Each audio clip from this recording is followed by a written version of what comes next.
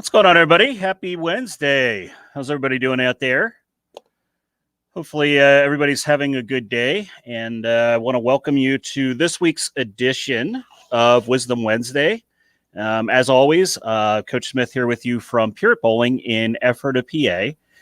And, tonight's topic I feel is a very important one. And I want to make sure we let a couple people get on the feed here before I start really digging into it. But the big question when you're bowling and you're competitive or getting started or trying to select your arsenal is, what bowling ball should I be buying?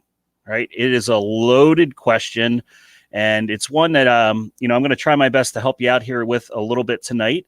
Maybe give you a very baseline understanding of some of the stuff that you're looking at, and then a couple tips for selection of the right bowling balls.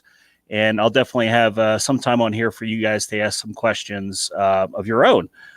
Pete, good evening. Glad to see you here on the program again.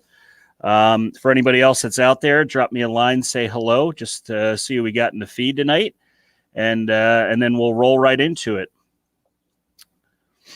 We'll give it about maybe like 30 seconds, 45 more seconds here as we see people coming into the room.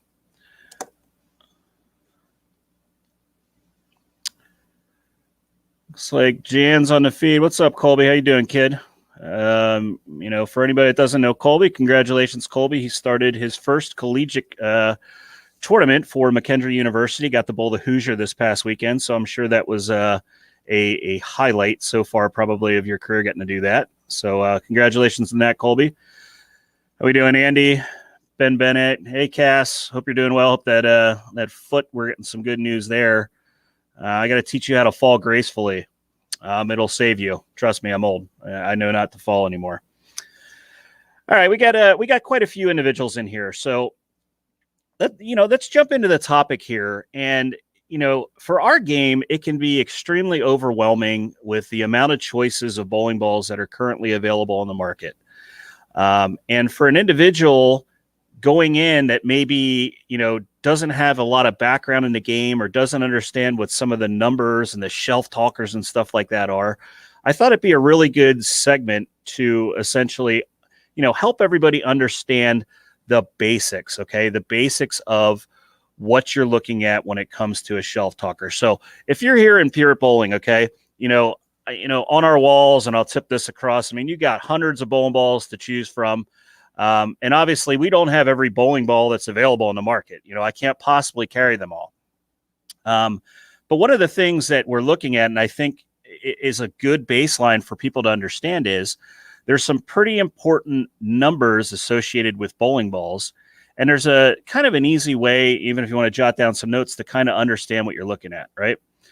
So let's say this week we have new bowling balls announced. Okay, it happens, every few weeks from various bowling ball manufacturers. And, one might be, pleasing to the eye, something you think would be, that looks really good. That would roll good for me. I seen a video of it. It does this. Okay. Some of the other stuff you're looking at that, you're going to hear certain things like RG, which actually means radius of gyration. Okay. You're also going to hear another term called the diff of a bowling ball, which is the differential. And if it's an asymmetrical core bowling ball, you're going to hear another term that's thrown in there, which is intermediate differential.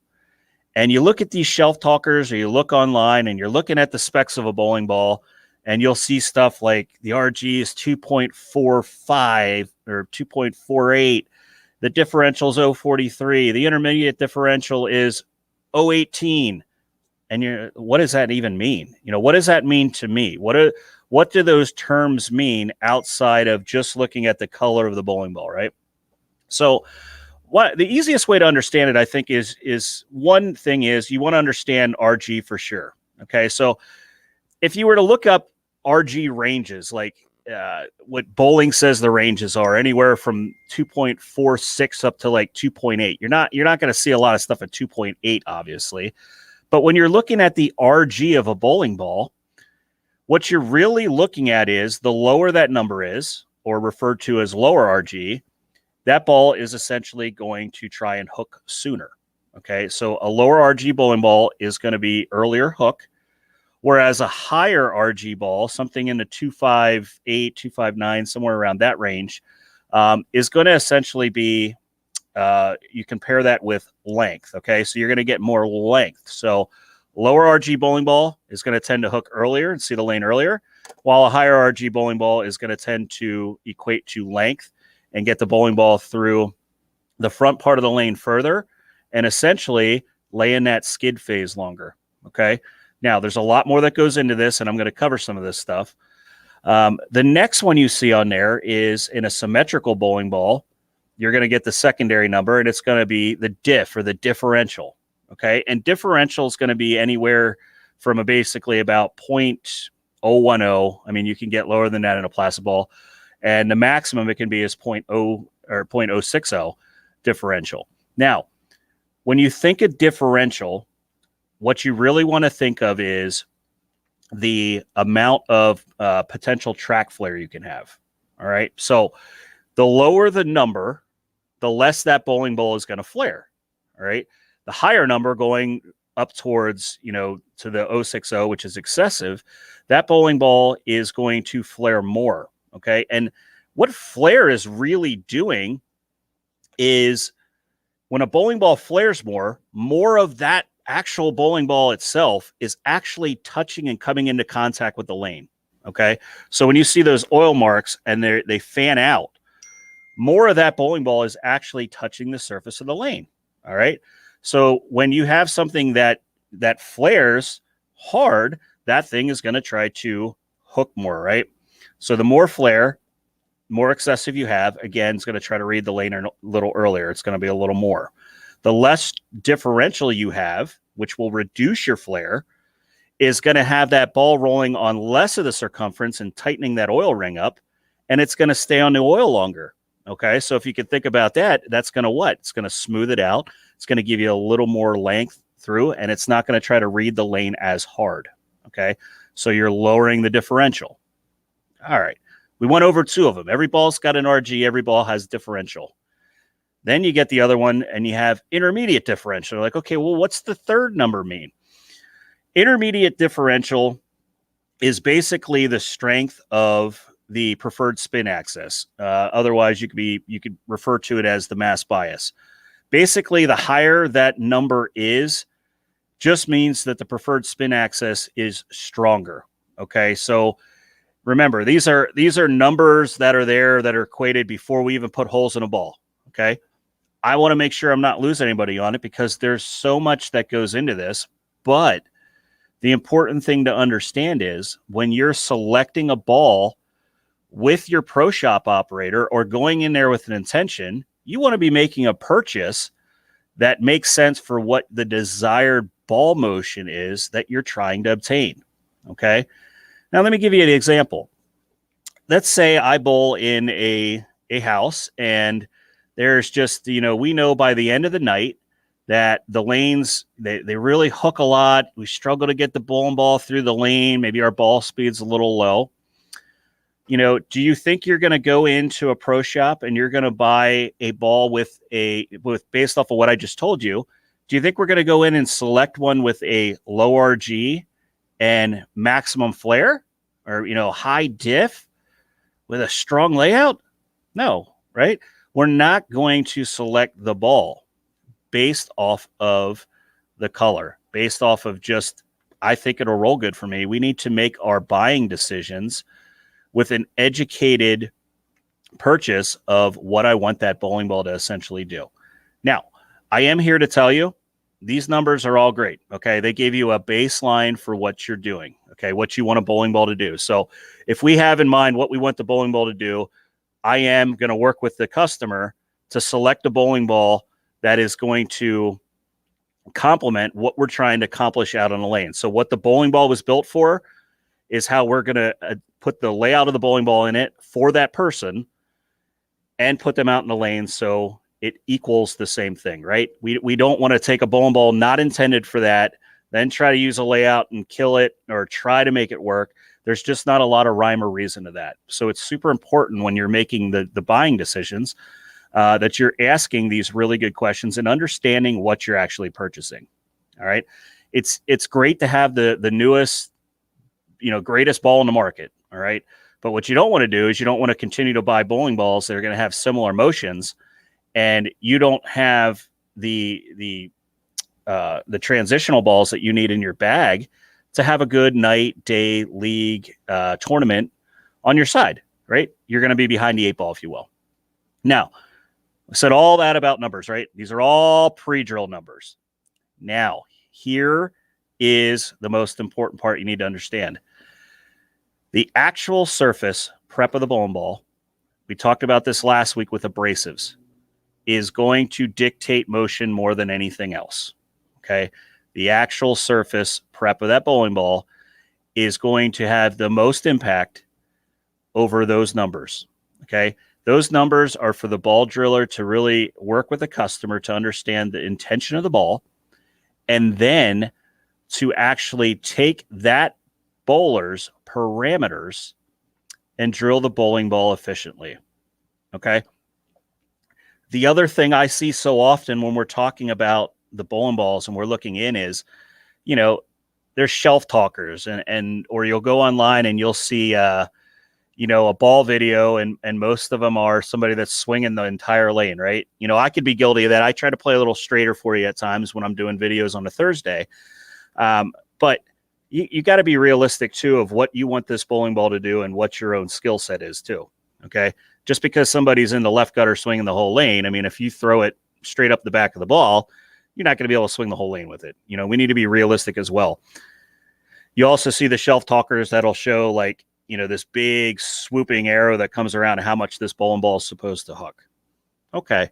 Right. Newsflash, a bowling ball can't always hook 2 more than the last one that they made. If that was the case, I would be standing in California and throwing the ball right of Rhode Island and hoping to strike somewhere up around, I don't know, Michigan, I guess a little west of Michigan.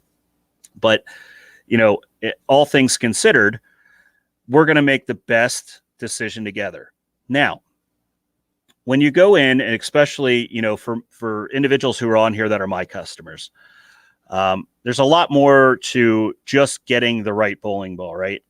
The most important part when you're making a purchase is to really understand that bowling ball is being drilled for you and for your release specs and for what you, the player, do to the bowling ball. All right. There's oftentimes I'll have a customer come in and, we may do a refit before we do any, long extensive training or things with them. But after we get that initial refit out of the way, before any one of my customers buys a brand new bowling ball, they're going to go through a series of evaluations on the lanes. Now, I'm here to tell you that if this is not happening before you get a brand new bowling ball, you need to, really think about if you're getting it customized correctly for you. Okay. So as a ball driller, it's my responsibility when you come in here and you get an experience at Pure Bowling is to have all the parameters measured, because to optimize that bowling ball, whatever you purchase for yourself, we need to know some key factors. We need to know ball speed, mainly launch speed. We need to know what your access point is, your positive access point. All right. We need to know what your tilt is, and we need to know what your axis rotation is. All right. These are all things that have to be done on the lane. Okay. You could take an existing ball, for instance, as a pro shop operator, and you can measure the track circumference and you can get the person's tilt. One thing you really can't get without putting on the lanes is to really get an optimized PAP, and more importantly, get the optimized axis rotation of that bowler. Okay. All of those are combined together to essentially give the ball driller an equation that is going to have us to drill the bowling ball and optimize it for you. All right.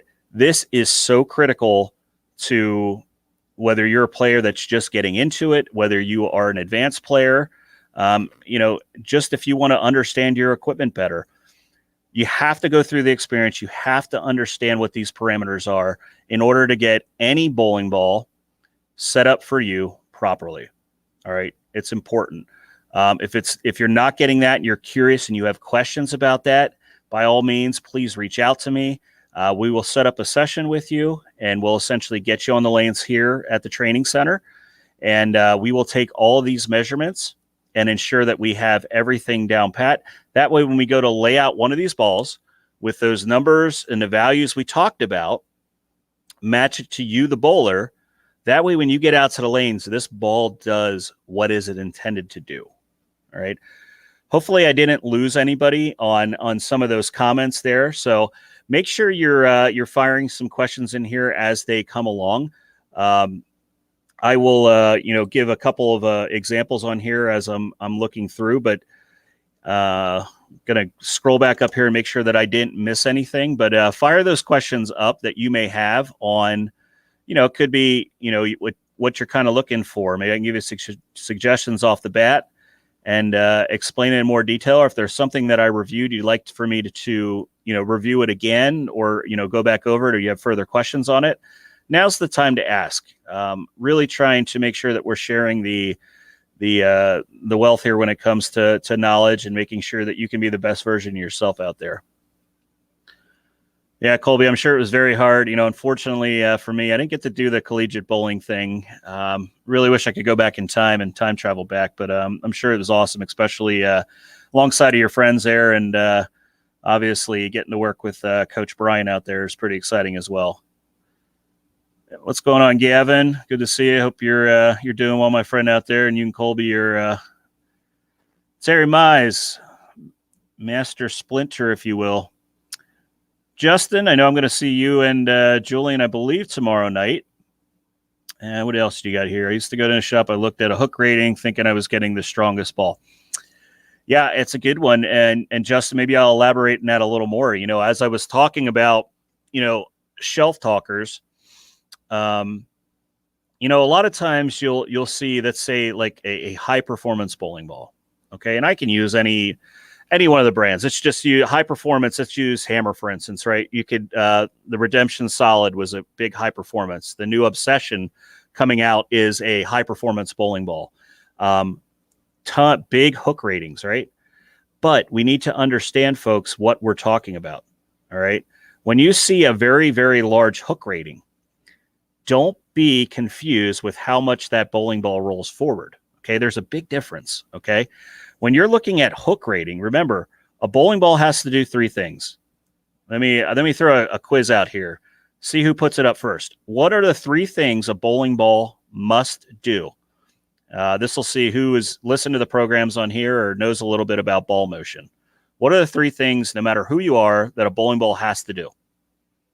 What do we got out there, folks? Who can type the fastest?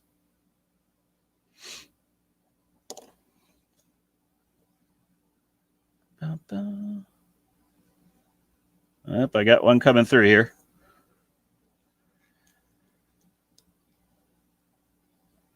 There we go. The three things for ball motion, the three things they have to do, first, it has to skid, has to hook, and it has to roll. Okay. So when you see the bowling ball and you're looking at the hook rating, and you're looking at what's referred to as the strongest ball, the strongest hook rating, right? What you're really seeing is it is doing exactly what's advertised. The balls that are designed to hook are going to hook the most in the hook phase, okay? The hook phase, don't get confused. So many times as a bowler, right? We'll throw a ball down the lane and we yell, hook! We think we bled it a little bit to the right, or maybe we didn't catch all of it with the hand and we're saying to hook. Okay, we want the ball to hook, but what we're really doing is when that bowling ball changes direction, it starts to actually roll. It rolls forward, right? That's where the bowling ball is rolling forward. So if you have a ball that's designed to really hook, that just means it's really, really, really going to, get out of the skid phase a little early. It's going to lay in that hook phase long, and that bowling ball is going to rev up before it stabilizes back up and rolls forward. Okay. It does not mean that bowling ball is designed to hook down lane. All right. A lot of times those big hook monsters, if you will, have a lower RG. Okay. Ding, ding, ding. Right. It had a lower RG number of that bowling ball. Remember back to the beginning of the segment, what did the lower RG do? The lower RG has earlier hook. Okay.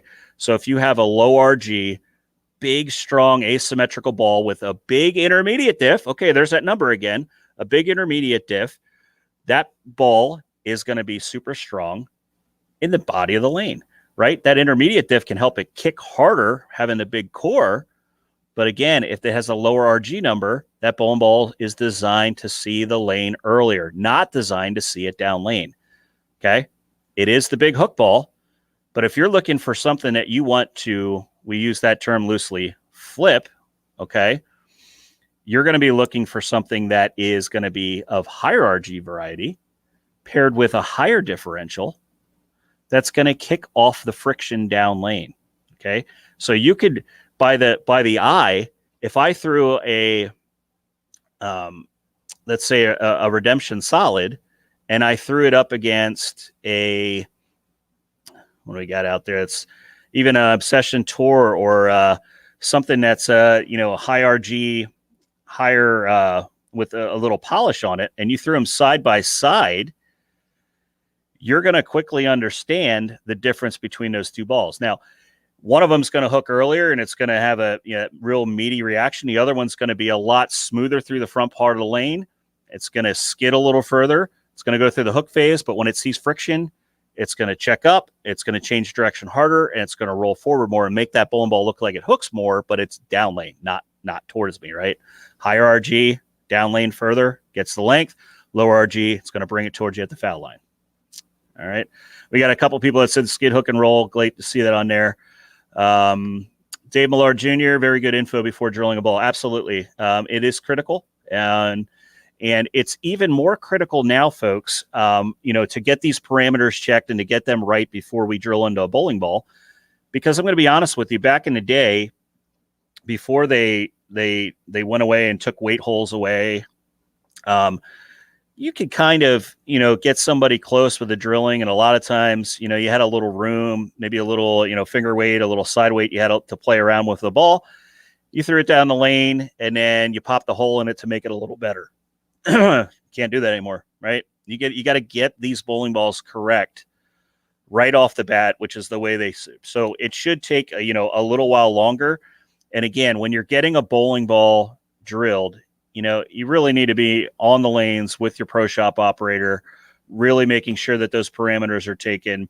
I like to look at it, as we talk about it here at Pureit Bowling, when you come in here as a customer, you're coming in for an experience. Okay. And that experience includes that everybody that comes indoors is going to be treated in that manner, no matter what your skill level is, whether it's your first time you've ever been here, whether you've been coming here for years.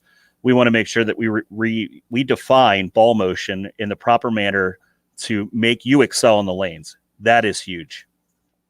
What do we got here? Fill in the frames bowling services. Everyone should know their specs and recheck them at least yearly. Yeah, absolutely on that.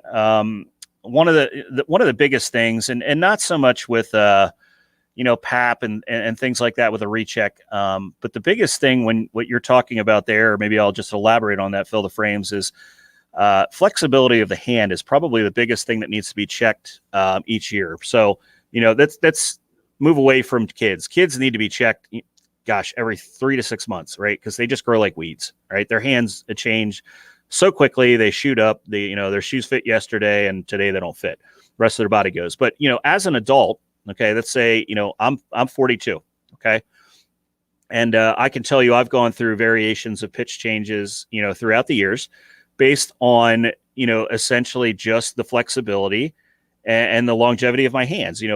As a ball driller and as somebody that's worked with their hands their entire career, as I age, I essentially will start to lose flexibility, in the joints and stuff, okay? So it is important to have your fit and, analyzed.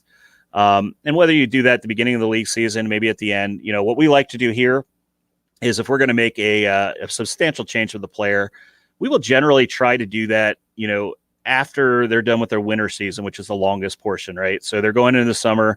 A lot of times bowlers don't bowl quite as much over the summer. And if we're going to make some major changes or tweaks, that's where we make them because, we want to make sure when you're bowling for score, you get ready for tournaments and stuff. We're not making some elaborate changes right before you're going out to bowl something super important, right? The same thing, comes down to, layouts, things along those lines too. As you change and as your parameters change, you have to adapt layouts, that kind of coincide with that. And the other portion is as the bowling balls get stronger and the oils get thicker, we have to adapt the layouts for each player, right? And in whatever environment you're in too, because, I get asked all the time, Jeff, do you have a separate bag that you take to tournaments versus league play? And, it's kind of a loaded question. I have a lot of bowling balls that will see league play and they'll also see tournament play, and they're the exact same layouts. But I absolutely do have some bowling balls laid out different based on the parameters I took. And when I'm drilling one of these new balls, if I know I'm filling a gap in my bag for specific conditions, I'm absolutely going to ensure that I change the layout to accommodate what I'm looking for in the environment I'm going into. Now, again, like I said, that surface of the bowling ball and that outer cover and what you do with pads versus not, they rule the roost. Okay. Surface is key. I hate to say it, folks, but I really think someday we're going to see some types of restrictions on surface and Abralon pads. You see it already in certain tournaments, but I just feel like it's the next thing that may be coming that's going to put another monkey wrench in this. And if they do it, I certainly hope they start tightening up the restrictions on the dynamics of not just the bowling ball, folks, because the bowling balls did not start this boom, but really regulating the oil viscosities, the thicknesses of those oils, and what the application is. It's huge. It's a cycle. And the reason bowling balls come out and they're made stronger each time around is because every time you turn around, the oils get thicker, they regenerate, they're put on the lanes. The manufacturers then go in and make the bowling ball stronger. Then your proprietor goes in and has to dump more oil in the lane to protect his lane beds, right? It's a cycle. But again, it's part of the game. All right. Julian, thanks for the info. I know we'll have more specific questions about Julian and I tomorrow. It's tough to share balls and have properly drilled when we throw different styles and rev rates. Yeah, absolutely.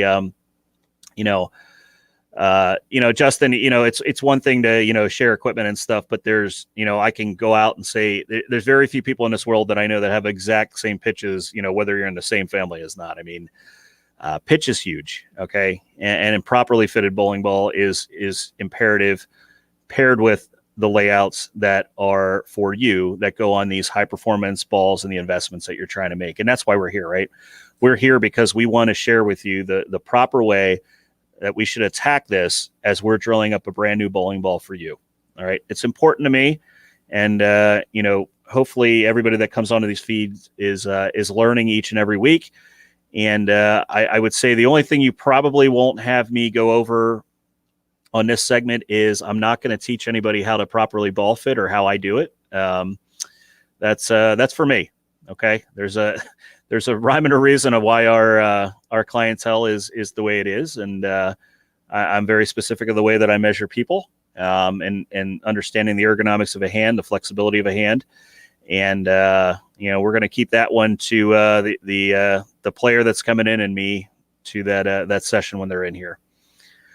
Anybody else out there? We're just about at the 30-minute mark. We try to keep these wisdom segments to about 30 to 40 minutes, but I definitely don't want to miss any questions you may have, anything else you want me to review while we have me on the feed tonight.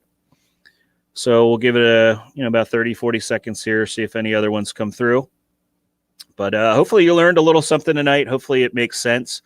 Again, big keys to extract out of this: low RG. Low RG is going to see the lane earlier. Higher RG, it's going to give you length.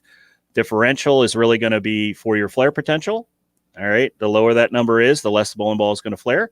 The higher the number is, the more flare potential it has when it's paired with a layout that dictates that. I mean, you can tone that down a little bit. And then when you're looking at intermediate diff, it's just the difference between the y-axis and the z-axis, and which is going to give you your preferred spin axis and how strong that is.